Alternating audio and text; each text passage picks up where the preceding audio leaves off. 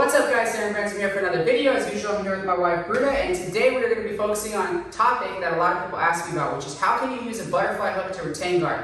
Something we have to understand is that there are two different approaches to how we use our butterfly hooks to retain guard. Two main different approaches. One is going to be once they've already solidified a guard pass and you are in side control, they got their 3 points, and we are retaining from basically a holding position or a pin.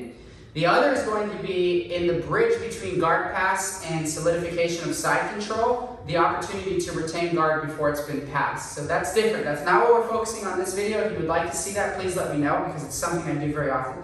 Today we're imagining that my partner has put me into like a leg drag position where I'm in a single hip position on my side and she's passed, or in a traditional side control. So let's get into it. So first thing, let's deal with the leg drag or that type of position, because this is one of the various places that I use this a lot. Okay, let's imagine Bruno puts me into leg drag and she's holding me. Now she can have the traditional underhook and cross space, or she can have both a double underhook position like this. This is very common to having the leg drag, double underhooks. The first thing that I need you guys to understand is that when we're in this position, what I like to do right away is I like to control her one leg, in this case Bruno's right leg, with my right foot, my left arm, and my left leg, because of the position of our body. Basically, everything's going to focus on this. This hand is going to try to control her hip somewhat. So I control her pants. Okay, my right leg comes over, and I hook her ankle, and then I'm going to use this leg as my butterfly hook, my left leg. Now, it's very important to note that when your right leg comes over with a good player like so, they're immediately going to start to knee cut. Start to knee cut. That's going to kill that. So if you're a top player and you're watching this and you didn't know that, the knee cut kills that. So what I'm getting at is the minute that we want to put our grip in first, and the minute that our ankle touches, we have to start to move. Okay, because the knee cut, go back, can also present the opportunity to put the hook in. Because sometimes as the knee cut, she'll lift her hip to knee cut, like so, and then I may be able to swing my hook in. But first, let's look at it from a base position. So we're here, I get all this, right? Let's imagine that she hasn't knee cut or anything. What I'm going to do is I'm going to use this to extend, and I'm going to draw my heel to my butt to get a hook in. Okay? As soon as I get the hook in, I'm going to switch this grip to her upper body, and I'm going to start to elevate her as I draw my right knee in, and I'm really going to try to extend her and turn into her. Basically ending in like an X guard / half butterfly. So like so. Lift, draw in. Okay, let's go back. You okay?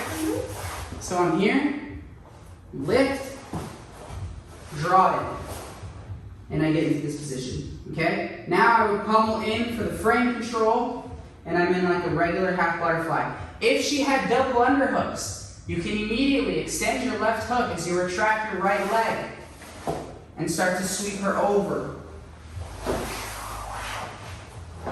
for a traditional butterfly sweep.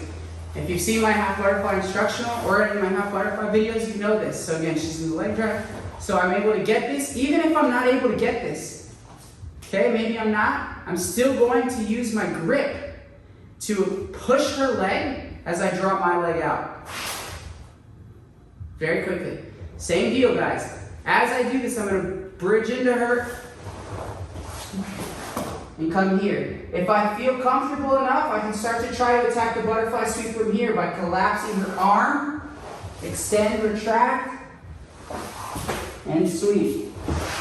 Okay, so that's our first variation. Anything we can do to put that hook in. The minute you put that hook in, you gotta move quickly. So the next is gonna be from a full side control. So in order to understand how we use our butterfly hook from a regular side control, we have to understand how to escape side control in the first place. I've made a very in-depth and detailed video on why I think a lot of people can't get out of side control. And the basic premise of the video is that people will shrimp, or hip escape, whatever you call it, prior to creating enough space to do so. So we'll see a lot of white belts and maybe blue belts circling like this. It looks like this. Just follow.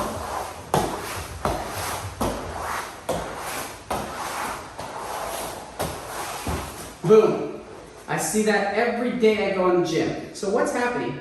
I'm trying to shrimp out, but I'm not able to even turn my hip. So what's the common theme? I'm not making space between herself and myself. Okay, the first thing I have to do when I'm trying to escape from side control is bridge as hard as humanly possible over my right shoulder and use my elbow flared into her neck. I'm not going to do it too hard or I'll regret it later, to create space, like so. Okay, once I create that space, I can do my traditional side control escape. Now, I've discussed several times on several different videos and several different occasions why I don't personally like to do this unless accompanied by the butterfly hook, which we're going to look at in a second. Everybody that does jiu-jitsu knows that this is the most common side control escape, and everybody that does jiu-jitsu knows how to stop it, right? She starts to turn her hip and push my knee, and she starts to get out, right? So why is the butterfly hook beneficial? If I'm able to extend and hip escape, instead of bringing my knee in first, I typically like to bring my hook in. And then I like to just extend and get into this half butterfly position. It happens much quicker, right? It's like this. And I get back into like a half butterfly position. Let's move back. If I'm so accustomed, move back. Yeah. If I'm so accustomed to drawing my knee in, that's fine. I can extend and draw my knee in, but then I can also assist with the butterfly hook like so. Okay, very strong escape, because now she tries to turn her hip or move, I can follow. Okay? So the idea of the escape is the same as any other side control escape, but again, you have to understand how to properly do that. We have to bridge into our opponent, flare our elbow, hip escape like our life depends on it. When you hip escape, in my more in-depth video on that, if you'd like to see that, just drop a comment and I'll link the video. But in my more in-depth side control escape video, I discussed that a lot of the reason people also can't escape is because when they do this, and they're just on their side, they're not drastically turning enough. When I turn into Bruna, I want to almost go belly down, like so. See, I'm almost belly down. Now I can drop my hooks and stuff in. That's going to help me to escape a lot, right? I'm going belly down, guys. So anyways, if you want to see that video, it's definitely worth taking a look at.